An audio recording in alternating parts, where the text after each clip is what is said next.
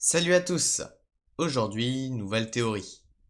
Alors oui, le thème de cette vidéo a déjà été abordé il y a peu de temps par le prof Marvel.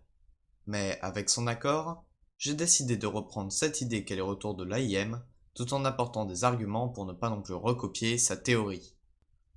En passant, si vous ne connaissez pas le prof Marvel, allez sur sa chaîne que je mettrai en description. Et bien sûr, abonnez-vous. Les arguments qu'il a utilisés dans sa vidéo seront aussi en partie présents dans celle-ci, car sans eux, la théorie ne tiendrait pas debout. Ceci étant dit, c'est parti.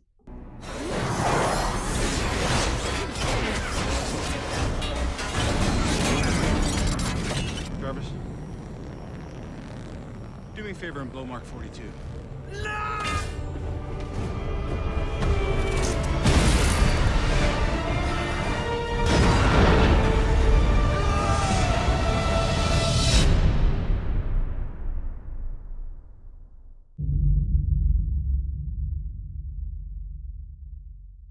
Tout commence dans Iron Man 3.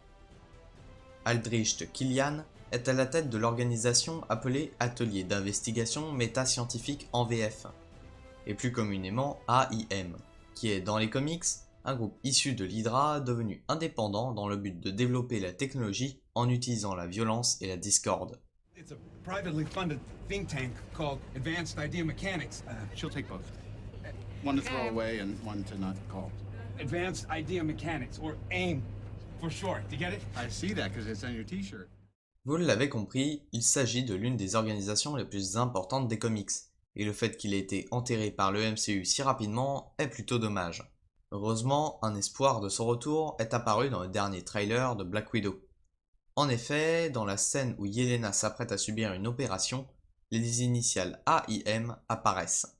Bien tombé, ce que le prof Marvel n'oublie pas de préciser, c'est que, encore une fois, dans les comics, Yelena est une agente de l'AIM, contre son gré, un peu comme le Winter Soldier. Maintenant, je vais vous passer un extrait de ce que j'avais dit dans mon analyse du trailer en question. Juste après, Natasha dit qu'elle aurait dû venir sauver Yelena bien avant. J'aurais dû revenir pour te sauver. Je pense que cela veut dire que Yelena a été formatée pour obéir au maître de corvée, ce qui pourrait faire partie de l'intrigue.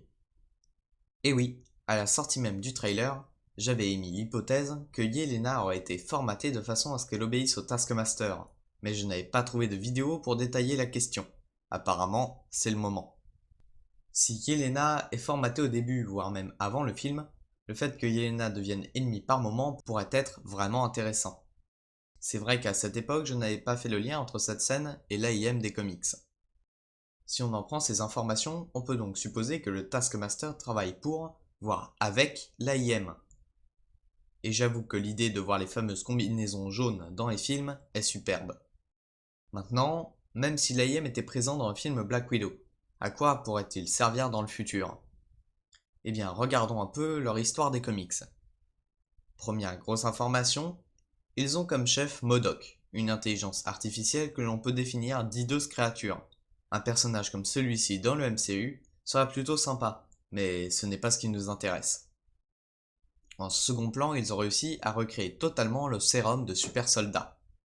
Si vous vous rappelez, apparemment, Red Guardian aurait eu le droit, comme Steve Rogers, à ce sérum, et le moyen qu'il a utilisé pour y avoir accès est encore inconnu.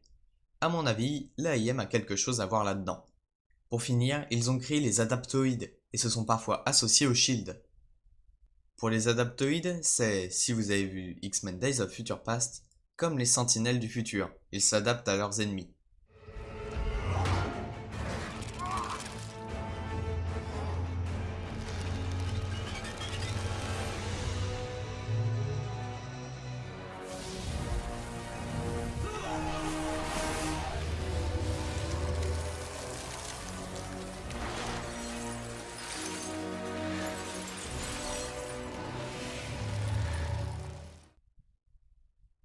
De plus, ils sont créés grâce à un éclat du Tesseract.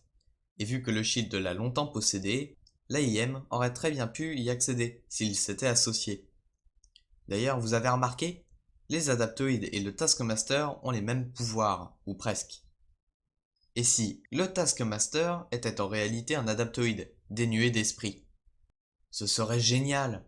le personnage qui aurait apparemment contrôlé les Black Widow serait lui-même contrôlé par quelque chose d'encore plus gros.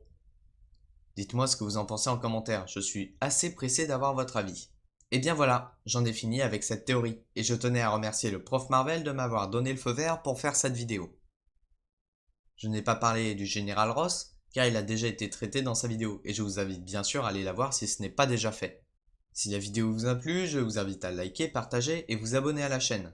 N'oubliez pas de laisser un commentaire critique, positif ou négatif, de façon à ce que je m'améliore, ou encore à venir tout simplement discuter de la théorie ou autre. Dans tous les cas, je vous dis à bientôt, ciao!